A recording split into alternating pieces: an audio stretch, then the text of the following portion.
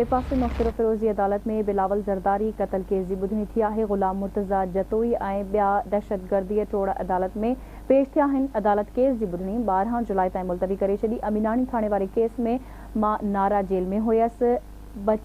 कुछ कीअं थी मुर्तज़ा जतोई जो चवण आहे। हिन केस में नामज़द थियल ग़ुलाम मुस्तफ़ा जतोई पिण जेल में हो। मुर्तज़ा जतोई जो चवण आहे, मुंहिंजे ख़िलाफ़ सभु कूड़ा केस दाख़िल कया पिया वञनि। मीडिया सां ॻाल्हाईंदे इहो चवण हुयो। नौशर फिरोज़ी अदालत में बिलावल ज़रदारी क़त्ल केस जी ॿुधणी थी आहे। तफ़सील मालूम कंदासीं आवाज़ न्यूज़ रिपोर्टर ज़ाहिद काइम खानी खां। जी ज़ाहिद, छा तफ़सील आहिनि, आगाह कजो।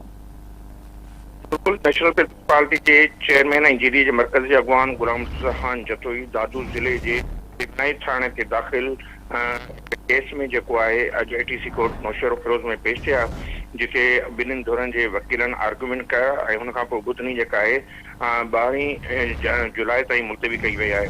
ऐं 12 जुलाई ते जेको आहे मोरो में बिलावल ज़रदारी क़त्ल केस वारे केस जी बि पिण ॿुधणी आहे ऐं ॿई ॿुधणियूं जेके आहिनि साॻी तारीख़ ते कोर्ट में हलंदियूं।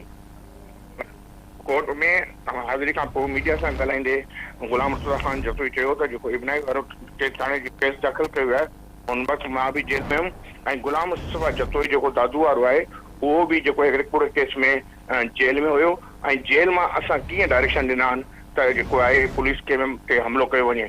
हुनजो त असांखे पोइ जेल में कंहिं मोबाइलूं फराहम कयूं, हिन ॻाल्हि जी बि जांच करणु घुरिजे। हुनजो ज़िया जे दौर में असांखे केतिरा ई भेरा वज़ीर आज़म थियनि ऐं वज़ारतनि जी आच कई वई, पर असूली मौक़िफ़ रखंदे असां जेको आहे इक़्तिदार हासिल न कयोसीं। हुन चयो त हींअर बि पीपल्स पार्टी सां संदसि को ज़ाती इख़्तिलाफ़ न आहे, नज़रियाती इख़्तिलाफ़ आहिनि ऐं हुन चयो त हू कूड़नि केसनि खे जेको आहे अदालतनि जे ज़रिए मुंहुं ॾींदो। जी ठीकु आहे, तव्हांजी वॾी महिरबानी।